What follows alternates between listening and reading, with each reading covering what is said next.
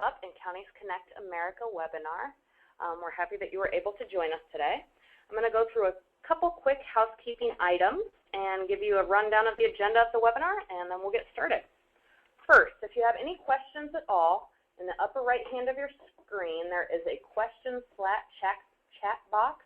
If you could enter them in there, we will answer them at the end of each section, or as they come in, depending on what fits best into the webinar. Next, materials for the webinar are on the ISAC website, as well as a recording after their website will be made available as well. Above the questions and chat box, you can download the webinar presentation materials as well if you double-click on that little PDF link. Alrighty, we're going to start out today with the Counties Connect America initiative. Then we're going to give a quick pre-video release of our newest video, and then will be the legislative update at the end. So, without further ado, I will introduce Bill Peterson, who is the ISAC Executive Director. Good afternoon, everyone. I guess I can't see you, so hopefully you are connected to the webinar and aren't having any connection problems. This afternoon, we wanted to spend a little bit of time at the initial part of our legislative update webinar talking about Counties Connect America and the initiative that we have been working on with the National Association of Counties. Just as a little bit of background, I wanted to take you back to about 2005 or 2006. Then a person by the name of Kay Broughton, who was a former NACo president and commissioner from Barney County, North Dakota, suggested that Iowa and other first-in-the-nation states that had either caucuses or primaries begin to make an effort to connect with presidential candidates. So in 2006, former NACo Executive Director Larry Nake and Tom Goodman, who is on the NACo staff currently, came out to Iowa, and we had a series of focus groups with a number of Iowa County officials that were involved in the Iowa caucuses. After that, we spent a little bit of time going back and forth with the National Association of Counties, talking about how to roll out an initiative to connect with presidential candidates that were within the state of Iowa. And one of the NACo staff members came up with the concept of a program called Restore the Partnership. Today we're going to have Matt Chase, who's the NACo Executive Director, and Arthur Scott, who is one of the Associate Legislative Directors on the NACo staff, talk a little bit about what we are calling this year Counties Connect America. So I don't know, Matt, are you on the line yet? I am, Bill. Thank you. Why don't you go ahead and take it over from here. Great. Well, thank you to Bill Peterson and our colleagues in Iowa. This is a great partnership, obviously very timely with the 2016 presidential election, and of course, Iowa being ground zero for the beginning of this campaign. We're really excited to partner, and I want to thank you for the opportunity. As Bill mentioned, we did have in 2008 and 2012 a campaign around Restore the Partnership. We felt that was a really timely and important partnership at that time, or initiative at that time. It has a little negative connotation in the sense of it sounds like the partnership is broken, and that may very well be true, but we wanted to take a positive spin going into the 2016 presidential election and really talk a lot about how counties can make America stronger, and that will build on the new theme overall that NACo will launch in a couple of weeks here about stronger counties, stronger America.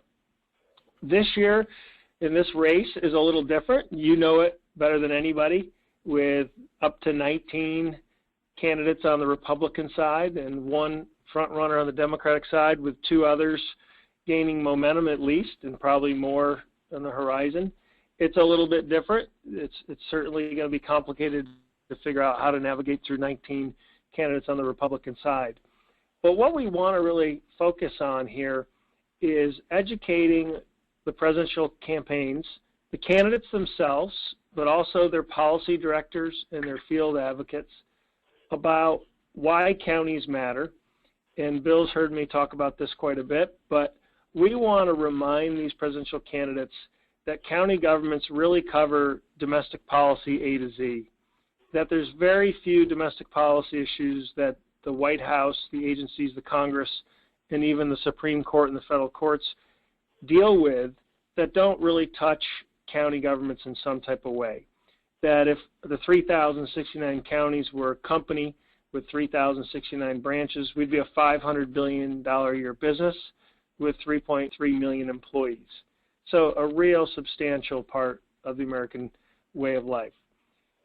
As we move through into the presidential election, a couple quick examples. Back in February at our legislative conference, we had Vice President Biden, and when we were backstage before he spoke, he asked about Iowa Supervisor John Miller from Black Hawk County, who had worked on his campaign a few years ago, let's just say, and he was thrilled to hear that John Miller, who was a FEMA regional director under President Clinton, was in county government. And in fact, he called him back afterwards to give him some cufflinks.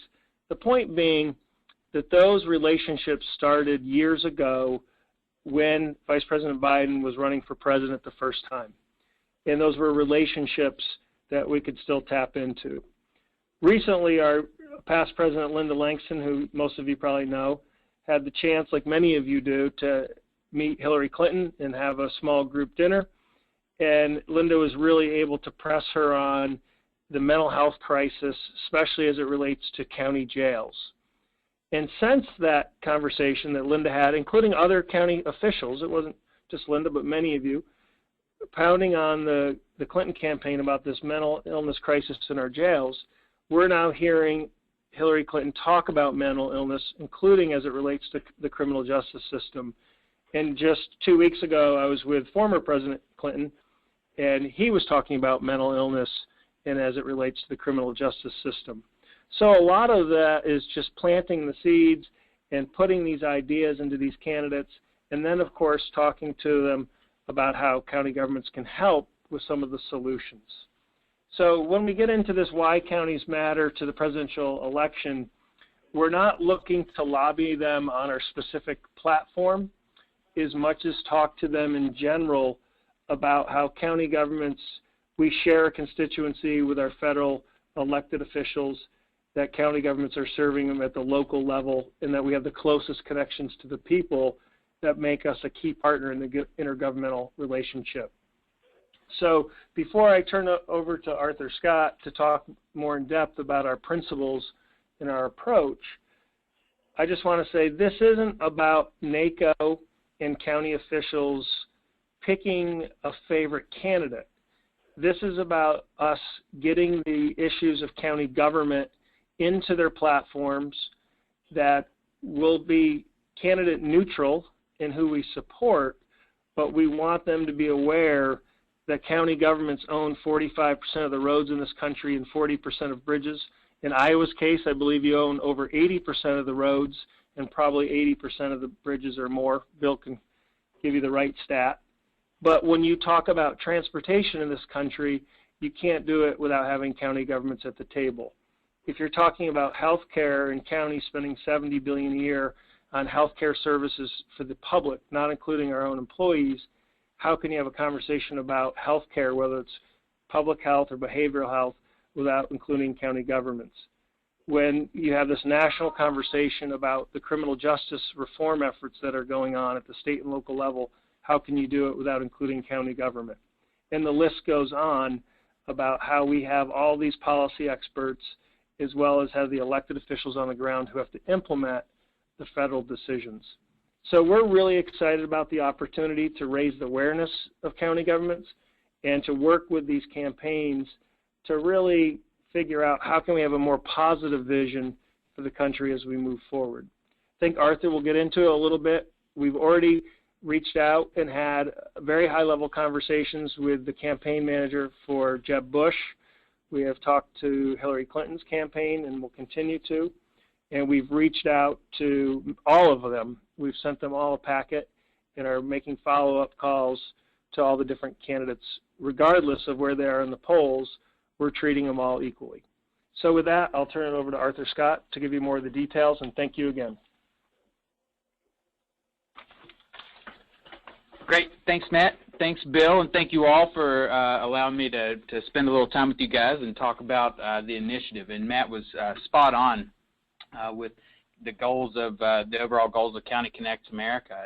And I think this is a great opportunity in 2016 for us to drive this narrative, and we'll get into that a little later. As Matt mentioned, we're using this initiative to kind of focus not so much on any particular legislative priority. We do definitely have the opportunity to dig into specific legislative issues, as you heard, like with Supervisor Langston hitting on mental health issues within the justice system. That's definitely not lost, but rather we're focusing the overall message of Counties Connect America on kind of a broadly applicable set of governing principles that we feel that all levels of government can relate to, that we all rely on for effective and efficient governance. And this wasn't on purpose, but it happened to come out that what we call the 3 C's are kind of what we lean on as decision makers for our community. And we believe that's clear vision, collaboration, and connecting. And by that we mean that clear vision is having a plan. It's identifying the struggles and opportunities that face a community, no matter how small or large, whether that's as broad as a nation or as defined as a county. We believe that all decision makers must have that clear vision. And for counties, we unify behind a clear vision to foster healthy, vibrant, safe, and resilient communities across America. And then the second one is collaboration, and by that we mean that's identifying partners with shared goals to build capacity and achieving that vision. You guys know as well as anyone that counties often and consistently rely on public and private partnerships to build those safer communities and stronger economies. And that third pillar is kind of the tying bond in this entire message. It's connecting, and that's the applying of solutions to the problems. It's the handoff or delivery of these programs and services to the people. And county governments were designed to serve as connectors between the federal and state governments with those constituents on the ground. Now, our connection to the constituents is our strength, and that's our kind of our overwhelming message with this initiative. And it's our proximity to the people that really holds local government to a higher level of accountability, and that often generates measurable results. And here you'll see in the presentation, a recent public poll showed that 72% of the people had a great deal or a fair amount of confidence in local government to address and solve issues facing the public. Comparatively, you'll see that 62% of those people also had a great deal or fair amount in state government, and then 40% with the same amount of confidence in the federal government. Now, even more impressive are those numbers over time. When you look at those same polls over the past 40 years, local government is actually the only one whose confidence levels have not only not decreased, but have increased over time. And I believe that's the next slide if you want to prompt over, or at least I'm not. There it is. Yeah. So you'll see there that when the poll was first taken in 1972. Since then, local government was the only one of the 3 levels of government to have increased their confidence level in the people. So we hope that through this initiative, we can build the foundation for a strong intergovernmental partnership that can ultimately restore the public's faith in government at all levels. And it's utilizing you guys, the county officials, as a kind of a bridge, for lack of a better pun, to do so. And 2016 really is a great opportunity to leverage these strengths and drive that county message. And here's a look at kind of why we think that is. So the next slide up is going to be our U.S. Senate map. So you'll notice that in 2016 we have 34 Senate seats open, with the GOP defending 23 of those. The Democrats will be defending 7 with 4 open seats. There's a large number of Senate seats open in 2016 on top of the presidential election. So now if you look at if we'll switch over to the next slide, we have, you'll notice that there's also 12 gubernatorial races on the ticket as well. This makes 2016 a perfect opportunity for us to work this narrative into not only our interactions with the presidential candidates and their campaigns, but also our friends within the state and federal Senate campaigns, and obviously Congress in the House will all be up for election as well. So I think there's an incredible opportunity for us to drive this narrative and to really insert counties and the county message into our actions. While we are engaging in all 50 states, and especially the first-in states like Iowa, you guys are ground zero, as Matt said. We're obviously excited about the work there, but particularly exciting are also the 8 states, and you'll see those marked off here. And those states that are starred in that map have both a Senate race and a gubernatorial race on the ticket in 2016, and that's going to be a real incredible platform for us to really drive this message, where we're going to be engaging in that state constantly at all of the levels. So we're really looking forward to the work there, not only in those states, but again, this is something that is wildly applicable across the entire country. Now, when we were discussing with everybody about what does this initiative look like, the first thing, the kind of resounding comment was that we don't want to reinvent the wheel. If you look at the calendar throughout from now until 2016, NACo and many of the state associations like ISAC have large conferences and events already on the books. There's an incredible amount of opportunities for engagement already in place. It's just a matter of driving that traffic to it. And so I think that we didn't need to come out and really reinvent what we were doing. Everybody already has an incredible amount of capacity built in, and especially you guys with the candidate forum, I believe you'll hear about a little later on. There's just some really great opportunities to drive this message through here. In addition to our events that we have across the calendar and across the country in the coming year, we've also developed a number of packets, products, and services to help assist members as they engage the candidates and the press in their communities. First out is what we call a candidate packet. We've developed and distributed, as Matt mentioned. We've reached out to every candidate that has officially announced their candidacy for president and presented them with this Counties Connect America candidate packet. And this candidate packet has a number of different products in it, as well as some generic products, the Why Counties Matter, Why NACo Matters, and legislative platforms, and all of the above. But really great packet that fully communicates the initiative and the overall county message. And then on top of that, we've actually developed template candidate packets that will be provided to each of the state associations and their staff, so they can retrofit any of those products that they see fit to communicate state-specific messages. That you can, just as an example, we have questionnaires, candidate questionnaires in there. We have invitations to speak at some of our larger events, things like that can be retrofitted to fit the needs of any particular state association that wishes to engage. On top of that, we're in the works of developing a streamlined trifold brochure that will not only help our members communicate with candidates and the public about the initiative and the overall county message, but it can also be used in first-person contact when members carry this brochure with them as they engage the candidates. They can leave the brochure behind as it contains kind of a condensed Why Counties Matter fast facts, plus some additional questions that really help move this message of why we make a great partner in this intergovernmental partnership. So, as Matt mentioned, we are staff and members are working with the various campaigns and national parties to identify opportunities for engagement, whether that be inviting candidates to come to our events, also looking at opportunities to engage the candidates remotely, whether it be conference calls or webinars like this, or even driving our traffic to them when these candidates start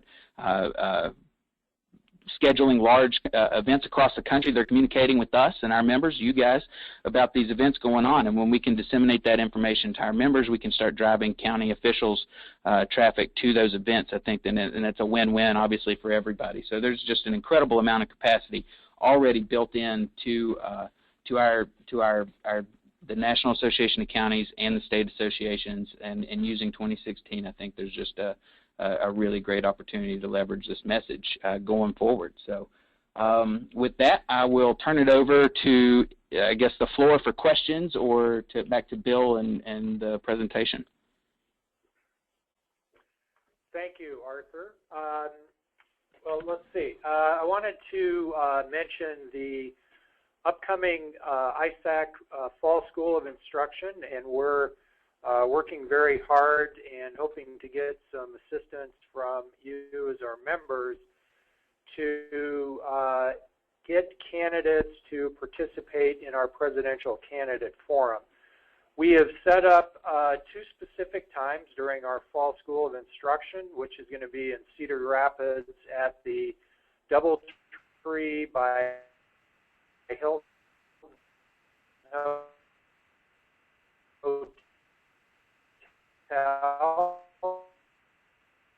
and the Cedar Rapids Convention Center. You can see the date, 18th, and we're going to do audience with theme segments to be able to promote their platform and share their work plans, their plans for working with county officials.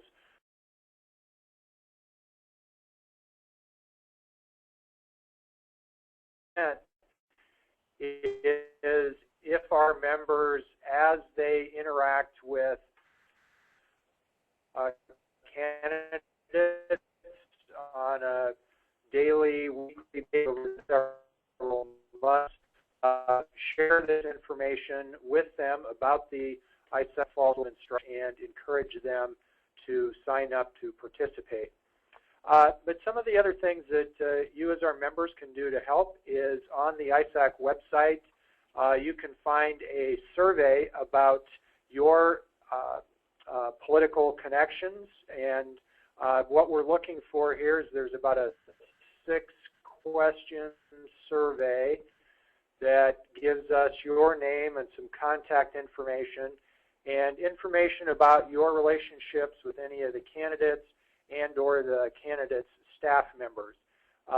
If you can share that information with us, it's helpful in us making contact with those individuals so that we can share information and materials about our upcoming presidential candidate forum. Also on our website, there will be a number of materials that you can print off and download and hand out to either the candidates or their staff members. But one of the first things that you could do to help us out is to complete that survey and send it back. And I want to go back to one of the things that Matt Chase initially mentioned. We're not out there to pick a particular candidate or to support any particular candidate. But what we are attempting to do is make that connection with the candidates prior to them taking the highest office in the land or prior to their being nominated by their particular party as the candidate of choice by each of those parties, and making sure that once they are in office and in a position to govern, that they recognize the important role that counties play in managing our society here in the United States. I think we would probably open it up to a couple of questions. If anybody would like to type questions in, you recall Rachel mentioned that there's a question box, or I'll give Arthur an additional opportunity to make any comments. You have two individuals listed here that are the key contacts for both information. Obviously, Rachel Bennett on our staff is going to be our lead person working on this initiative, and then Arthur Scott on the NACo staff would be the key contact at the National Association of Counties level. Arthur, any further comments from you? Nope. I think you hit the nail on the head. And again, I want to definitely urge anybody that has questions or are interested in getting involved, reach out to Rachel or I. There's been a lot of really good interest in the candidates from our conversations about this initiative, and they're raring to go. So we definitely want to get everybody plugged in as quickly as possible. Okay, I don't think we're seeing any questions, so I'm going to hand the, Arthur, thank you very much, but I'm going to hand the microphone back over to Rachel and let her talk about video projects. Thanks, Bill, and thank you, Arthur, very much, and Matt, for being available today to come in and speak to our membership. We did have one question come in, and that was, how do we get a candidate packet? If you're looking for a national, federal level candidate packet, you can contact Arthur. If you're looking for a more Iowa-specific packet, you can contact me. Those materials are also available on our website, but whichever way is the easiest, I can send them right over to you as well. Thank you for the question. Okay, in the next couple of days, we will be sending out and releasing our next video, which is entitled We Are ISAC. You'll remember at the spring school and during the legislative event, we had filmers there. And we had a bunch of awesome volunteers of you, our members, who showed up in the video. Make sure to go on YouTube and search We Are ISAC, or if you go on our main page, www.iowacounties.org, it'll show up right on the main page. You just click on it, and it should play for you. There is a long version and a short version. That way you have both versions at your disposal to use. So the only difference in those are the testimonials at the end. I'll be sending out more information in the next couple of days as to how to get those out to your citizens, legislators, the public, the media, everybody. And if you have any questions at all about the video, about video projects in the future, please contact me again. And now I will introduce Jamie Cashman, the ISAC Government Relations Manager, who will give a legislative wrap-up of the 2015 session. Great. Thanks, Rachel.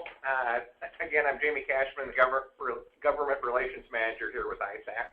And I also have with me, as part of our legislative team, Lucas Bankin, who we comprise of your legislative lobbyists up here at the Capitol. To kind of give you an overview, it just seems like it was only a couple of weeks ago they adjourned for the year. Well, in fact, they did. And so the governor now has, he's in that 30-day process of considering the final bills that were passed, and the majority of those are the appropriations bills. And I believe he has until July 6th to take final action on those bills. And so what we're going to give you is an overview of ISAC's top priorities, the status of those, and other significant legislation that happened this session. Again, one of the biggest priorities we have is mental health and disability services, and the majority of that was addressed by Senate File 505. And what it did was extend the equalization formula through 2017, but unfortunately no equalization funding was provided. Additionally, it sets the mental health and disability services levy rates at the 2015 level and with a cap of 47.28. So the levy rates will stay the same. And the Medicaid offset was eliminated with this, and also language in there was asking DHS to work with the Southern Hills Mental Health and Disability Services region to explore if merging with the adjoining region would be beneficial for Southern Hills. For those regions that would experience some financial hardship going into 2016, between the one-time funding bill and this bill, $2 million was provided for those regions that wouldn't be able to have a 25% carry forward going into the next budget year.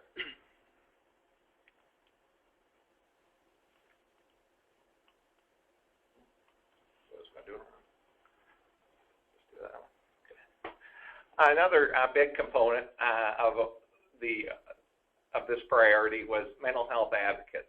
This is something that ISAC has been working on for several years now, and we finally were able to get this legislation passed and signed by the governor. And what this bill does is it places all the appointment and oversight and employment responsibilities of mental health advocates to the County Board of Supervisors. It also calls for that the advocate be compensated for the services in accordance with the personnel policies of the county board for all county employees. And it prohibits that an advocate be appointed as a current employee of DHS and an officer or employee of Mental Health Disability Services region or a person that's working in the county. It also grandfathers the employment, wages, and benefits of advocates that were appointed prior to July 1st of this year. And finally, it calls for the Mental Health and Disability Services Commission in consultation with county and judicial branch and advocate representatives to adopt administrative rules. And so this is one thing that we're going to be reaching out to the community services folks as well as county supervisors to provide guidance in that rulemaking. Another big thing that had passed this year were several bills having to do with finding additional beds and mental health beds throughout Iowa and actually beyond Iowa. The first bill creates a statewide bed tracking system with the Department of Human Services. The second bill, Senate File 401, expands the number of subacute beds in the state of Iowa. And finally, when I talked about additional out-of-state beds, Senate File 440 calls for a mental health interstate compact with surrounding states. So if there be some additional beds in, say, Missouri or Minnesota or Illinois, that Iowans would have access for treatment, and vice versa, that if there would be some beds in Iowa, out-of-state patients could come in to Iowa to be served. Another one of our top priorities that passed this year was on electronic records request. And this would allow the counties to either reject a records request that aren't in a certain format easily accessible by the county. But if they were to provide that record, they could go to that out-of-state entity and say, hey, this is how much it's going to cost for the third-party manipulation to give them that taxpayer data. And so that passed both the House and the Senate and was signed by the governor. And I will turn it over to Lucas for the next priorities. Good afternoon. This is Lucas Binkin with the Government Relations team. One topic that is not new to anyone listening, I'm sure, is the topic of road funding. In fact, it's been a top priority for ISAC at least 10 of the last 15 years. But this year was finally the year that we got something done. Senate File 257 passed both chambers. There was both bipartisan support and bipartisan opposition to this bill. It took quite a lot of maneuvering and a lot of work to get the numbers to work out, but we knew that going in that this would have to be a bipartisan agreement, and in fact happened early in the session somewhat quickly. It was signed by the governor on February 25th. The main component of the bill, of course, was the 10-cent increase in the per gallon fuel tax, but it also included some fee increases for permits, and that includes all systems permits, annual permits, the oversized and overweight permits, and the round trip permits. The bill also contained limitations on the use of revenue. This was aimed directly at counties. We were kind of in the crosshairs there for a little while, but basically it says that you can't use new money to service either new debt or old debt if the term of the indebtedness exceeds the life of the asset. So what that means is basically the life of a road or a bridge has to be longer than the repayment term. In our analysis, we don't think this will have a great impact because I think most engineers and supervisors are looking very responsibly at the projects that they're undertaking and greatly extending the life of these assets that would be well beyond any term of repayment for indebtedness. As I said, this was signed by the governor on February 25th, so the 10-cent increase actually went into effect on March 1st of this year. So I believe county engineers have probably already started to see some of the increase in revenues and hopefully can use that money even in this construction year to get some things done.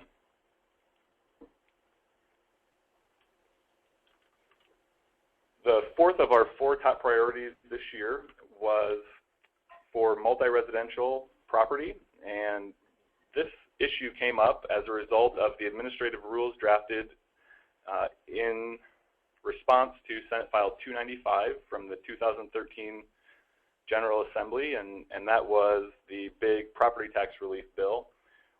One component, as you probably know, is dealing with multi-residential property. This is properties like apartment complexes, assisted living facilities, mobile home parks, and similar properties. We ran into an issue that our assessors brought to our attention with properties that had multiple uses. So if one of those uses was multi-residential and the other was commercial or industrial, the administrative rules said that the assessor was charged with finding the primary use of that property as a whole. The problem with this is that similar properties could be classified and taxed differently, both within jurisdictions and among jurisdictions. So the change that we were able to get this year would allow the assessor to determine each component and classify and tax it based on its own use, on the component's on the component's own use rather than the primary use of the property as a whole. So now in a multiple use building, the multi-residential component will be classed and taxed as multi-residential, and the commercial or industrial component will be classed and taxed as either commercial or industrial. We think this will provide a lot of equity and a lot more consistency, which will be beneficial both for the assessor in the work that they must conduct and for the property owners who are running their businesses. House File 616 actually became somewhat of a tax policy omnibus bill. It started off as the equalization order bill that came up for the first time last year, but we, throughout the session, saw a lot of additions to the bill, and by the end it was a rather large bill that dealt with a lot of property tax issues. So just to go over those very briefly, the final version did include the mailed notice for equalization orders. Currently, the county would be responsible for just publishing those notices. Now, each individual property owner that is affected will need to receive a mailed notice of equalization orders. There was also changes to the Board of Review dates following equalization notices in the fall. It allows the assessor to make an administrative change to an assessment if they have an informal meeting with the property owner and come to an agreement on a change that needs to be made. They can make that change. Prior to this bill, the assessor could recommend a change to the Board of Review, but they couldn't make a change themselves. So now if they can come to an agreement with the property owner, they can just go ahead and make that change and not have to go through the Board of Review. And then also the business property tax application will be changed to a deadline of July 1st. This will start in July 1st of 2017 for fiscal year 19. That'll give just another 2 years for both the assessor and the property owners to kind of adjust to that change, but in the law, the deadline was set for March 15th, but this change will align the application deadline with a lot of the other property tax credit deadlines of July 1st. And I will mention that we were very happy to have 4 out of 4 successes this year with our top priorities and a lot of work, and we would like to say thank you to our membership for all of your work to help us out and talking to your legislators and helping us accomplish those top 4 priorities.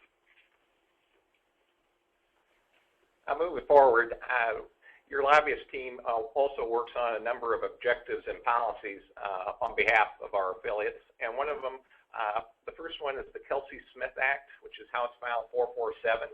And what that would do is require cell companies to provide the cell location of a person that would be in serious danger or of a serious bodily harm. And so this is an important thing that passed this year and was signed by the governor.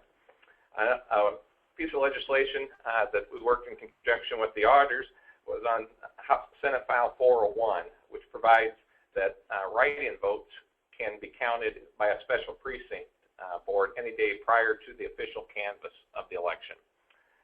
Senate File 488 is a modernization of air quality fees, and this is especially important for those counties that have air quality permitting programs. And then on conservation resources, $16 million was appropriated in REAP this year, and that was something that we had to work very hard for, as in the final negotiations there were some calls for additional cutting of a couple $1 million in REAP funding, but we were successful in reaching that $16 million mark. And then finally, Senate File 504 is the Iowa Water and Land Legacy Bill. Unfortunately, fortunately, we were able to get it out of Senate. We waived the Means Committee, but we were unable to bring it to the floor, and so that's something that we'll continue to work on moving forward. An additional objective we worked on was provide additional resources for E911 programs throughout the state of Iowa, and House File 651 was passed by both chambers, and is being considered by the governor right now. And basically what that does is increase the amount of money that's going out to the local public safety answering points, and increases the percentage of that funding of the fund itself from 46 to 58%. It also provides some additional incentives for PSAPs that would want to consolidate, and gives them an additional 25% of what they would normally get to consolidate. And also, it transfers $4 million of the carryover funding of the E911 surcharge fund for an annual lease payment of a statewide land mobile radio communication system. And this will be provided free of charge to any local entity that would want to get on this platform. This, however, though, too, raises some major concerns of rating of that fund. We were told this is only going to be a one-year deal. But that's something that we are going to have to fight for, again, going into next year to make sure this was only a one-time deal. And next, go with Lucas on rural improvement zones. Thank you. The next few bills will be bills that we thought would have an impact on counties that we wanted you to be aware of. Some of them we supported, some we opposed, but regardless, they're bills that will probably have an impact on your county that we wanted you to be aware of. House File 615 deals with rural improvement zones. As you might remember, last year RIZ was one of our top priorities. The work continued. It was still one of the top priorities for the supervisor's affiliate. And we realized kind of early on that the proposal that was brought forth would be fought and would be killed by the stakeholders from the RIZ districts. So we worked quite a bit in the interim to come up with a compromise with those stakeholders. And what we were able to come up with, I believe, is a very good compromise that will give a lot more control to the boards of supervisors that might be considering approving these, but also leaves in place the rural improvement zones that are in place now, and kind of transitions them into long-term sustainability. Perhaps the biggest change is changing a shall to a may as it relates to the initial approval of the establishment of the RIZ district. Prior to this, boards of supervisors kind of had their hands tied when they received an application. And what this will do is allow a board of supervisors to consider the entire application and the impact that it might have, and they have the ability to reject those applications. It also requires that the petitioners would need to prove the need for improvements. This is both upfront and for renewals. They could get an engineer's opinion on the need for improvements at the lake. And important for the financial end of this is that the bill protects the frozen base, and then once the increment reaches the same amount as the frozen base, there is a distribution formula that's put in place that would split the additional revenue 50-50 once the district is established. For the first 10 years, there would be a 60-40 split in favor of the increment, and for those districts that are over 10 years old currently that are established, the distribution will be 60-40 in favor of the base. So this ensures more money back to the frozen base, to the other taxing entities, while still ensuring revenue for the RIS district for the work that they're trying to get done. House File 662 was a combination of a couple bills that we were working on early in the session dealing with vital records. The two components that ended up in House File 662 that were passed, first, the recorders will not have to charge when there is no copy made or no record found. This was an issue that was brought forth by the recorders because they were having to charge their friends and neighbors $20 when they actually didn't provide them with anything, didn't provide them a copy, and couldn't provide any search results for them. And so they came forth and said, let's change that shall to a may and allow the recorder to use their discretion to decide whether the work that they perform is enough that they would need to charge that $20. So in some cases, they can still charge if nothing is found, if it's quite a lot of work, or for example, if they're working with a business person that's searching a whole lot of records, they can still charge. But for those cases where someone may just be mistaken on where their record, what county their record may be in, or circumstances like that, this allows the recorder to choose not to charge them that $20. The second piece is for those single parent and adoption birth records that currently the counties do not have access to. Currently, those are housed with the Department of Public Health, and so the recorders are having to turn people away and say those records are found at the state level. You need to go to the State Department of Public Health. Now, as the birth records go to the statewide electronic birth certificate system, all of the records will go into that system, and the county recorders will have access to those birth records for single parent births and adoption records.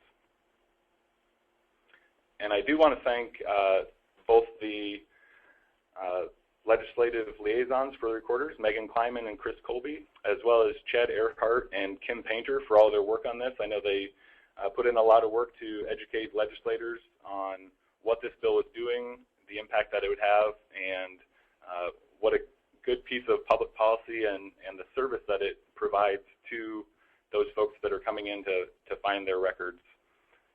So thank you to those four for all of their work. House File 585 was the Address Confidentiality Program, otherwise known as the Safe at Home Act. This establishes a program within the Secretary of State's office that provides an alternate mailing address for victims of domestic violence, sexual assault, human trafficking, or stalking, and it keeps their physical address confidential. The first component is it sets up a mailing program within the Secretary of State's office. So the individuals that are participating in the program will have an alternate address that they can give for their mailings. The mail will go to a location to be sorted by the Secretary of State's office, and the Secretary of State's office will have their actual physical address that they can forward the mail onto. It also sets up a permanent absentee voting system. So these people will vote through the Secretary of State's office. The Secretary of State will work with the county auditors to ensure that the proper ballot is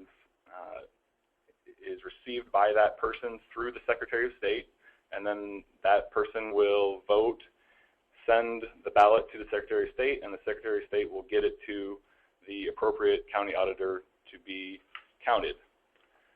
We are working currently with the Secretary of State's office to work through some of the other aspects of this bill. As one example, the county treasurers will need to be aware that the driver's license will now have the confidential address rather than the physical address of the person.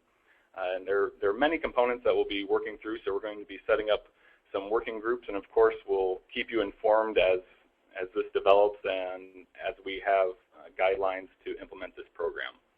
And I do want to note that the bill did not address real estate data. This is something that we brought up and a change that was made from the original proposal, because a lot of that information is already public. It's already been requested or sold to third-party vendors, and so it would be nearly impossible to get all of that information back or redacted and to keep it confidential. So the purpose of the bill is confidentiality moving forward and not having to go back and redact information that is probably already public as it is. House File 550 requires that a government entity provide elected officials with designated contact information within 30 days of the oath of office, and that if they maintain a website, that the officer's contact information should be on that website. For purposes of the bill, this would be members of the General Assembly, county supervisors, city council members, and school board members. And contact information means a telephone number or an email address. So when you have supervisors that are either current and they don't have contact information, or when they're newly elected, the county needs to get them at the very least an email address. And if you have a website, you need to put the email address or a phone number to be able to reach them on your website. Senate File 167 was a county official compensation bill. This is another bill that took quite a few turns throughout the session. Started off as kind of a wide-ranging salary and benefits bill, but when it finally passed, two components. First, the Board of Supervisors shall not approve a separation allowance or severance pay for any county official, including themselves. We believe this means payouts upon retirement or when they leave office, and should not be taken as any effect on benefits. And second, the Board of Supervisors shall adopt a separate resolution in order to approve any increases in salary for any of the elected officials. There was concern that when the recommendation came from the Compensation Board, that the Board of Supervisors could hide any salary increases within the budget. Now, while we disagreed with that, the thought was that if there was a separate resolution that was adopted and voted on, that it would be more evident to the public what was going on with salaries. So anytime that there is an increase recommended from the Compensation Board that's going to be approved by the Board of Supervisors, they do need to adopt a separate resolution stating their acceptance of that. House File 655 is the broadband expansion bill. It also included cell tower siting language. First, it establishes a grant program to incentivize broadband expansion. The framework was set up in this bill, but there was no funding in the current year for the grants. So the only financial incentive at this point is a 10-year property tax exemption for the value added from new infrastructure.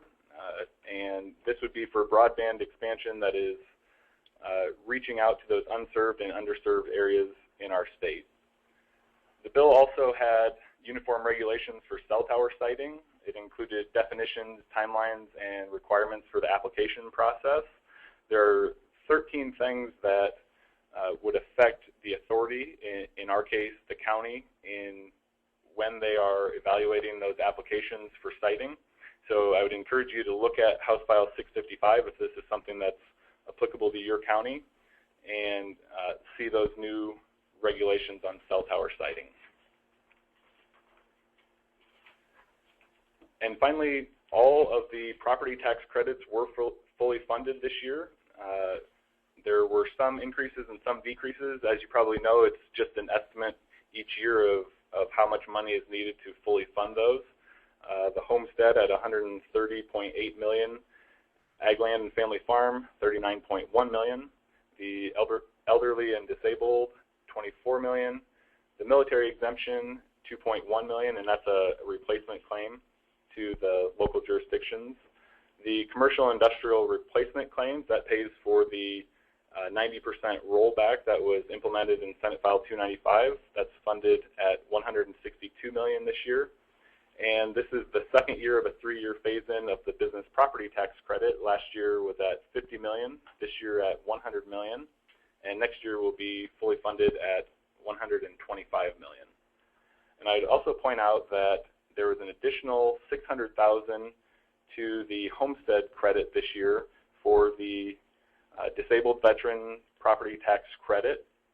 As you might be aware, the guidelines changed in House File 166 to include those disabled veterans that may not have a 100% service-connected disability, but had a 100% individual unemployability rating. And so they put in an additional $600,000 to make sure that those applications that were received within the last year that would qualify and would be paid retroactively, to make sure that there was enough funding for those. And I will turn it back over to Jamie for the defeated bills. A big component of what Lucas and I do on the Hill is not only to advance legislation that's important to counties, we also fight legislation that's detrimental to county government. And so what you have before you is a number of bills that we were successful in defeating that did not pass the Iowa legislature. For example, the Senate File 50 would ban tipping of wind farms. Senate File 73 and Senate File 102 and House File 335 would get rid of county compensation boards.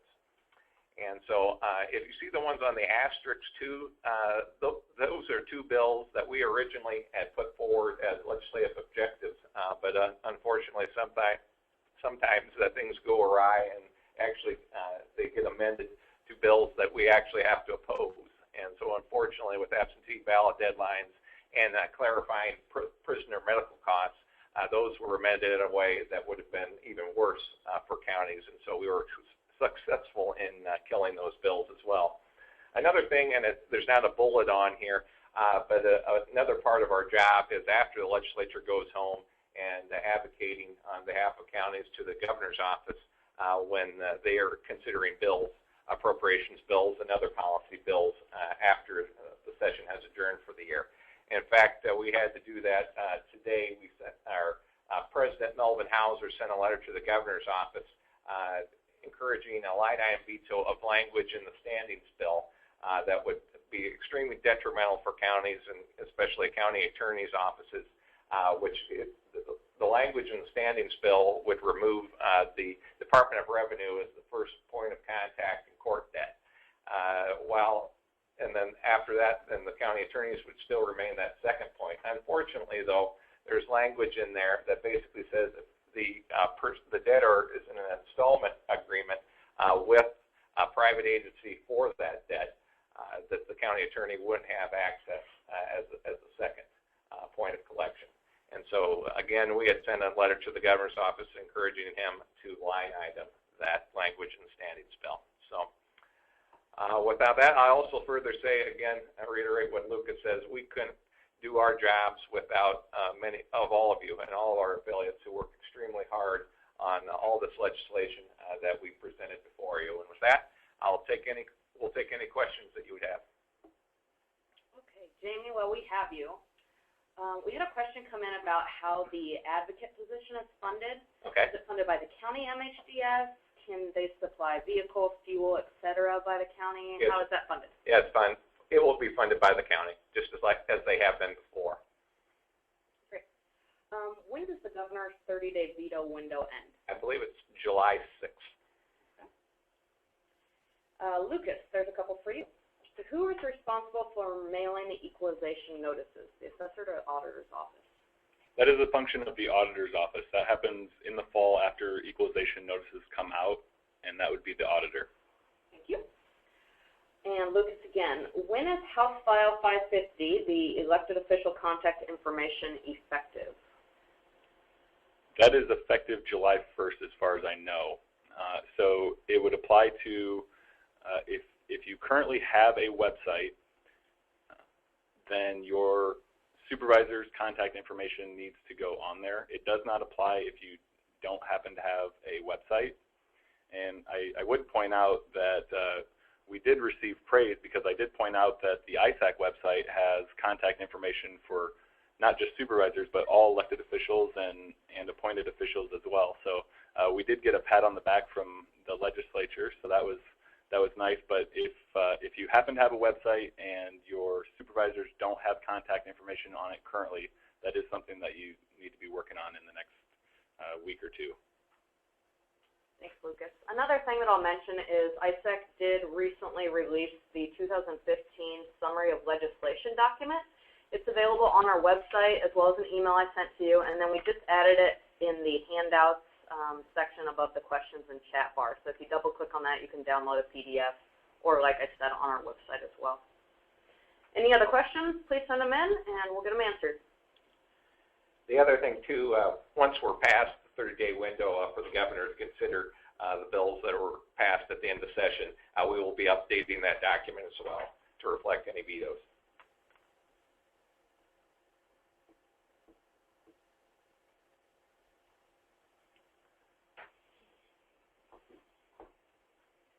All right, we don't see any other questions coming in, so Jamie?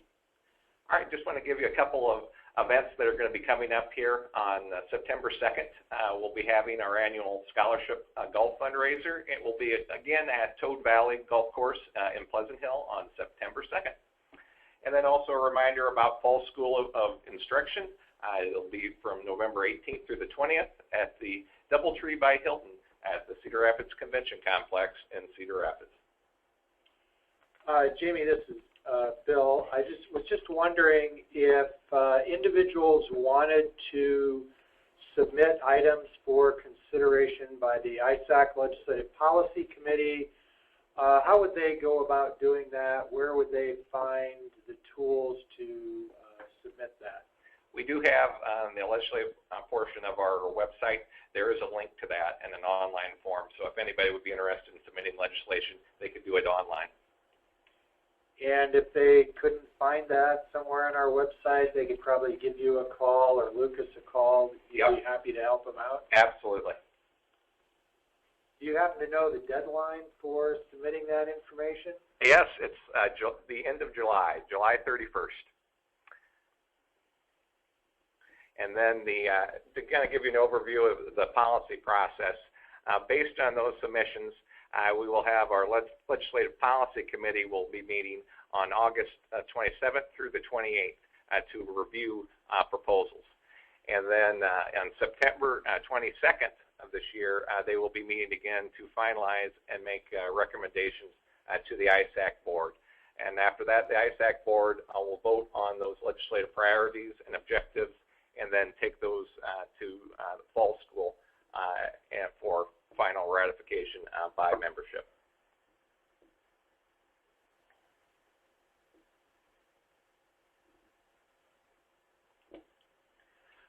Well, if there isn't anything else, I'll just turn it to Bill.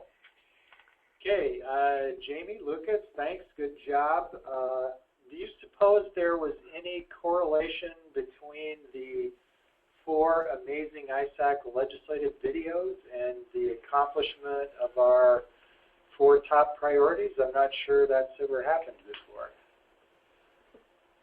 Lucas, what do you think? Well, as you know, I'm still a recovering politician, so I would say they're not unrelated. I don't know how closely they're related, but I would say they're not unrelated. Okay, well, we want to thank everybody for participating in the webinar today. We'll thank Tammy Norman and Rachel for doing a great job of setting everything up. We'll thank Christy, Lucas, and Jamie for doing all the legislative summaries in the legislative summary book. And with that, we're going to sign off. If you have any additional questions, you have our contact information. Please don't hesitate to contact any of us with any questions. And hope you all have a good 4th of July. Thanks.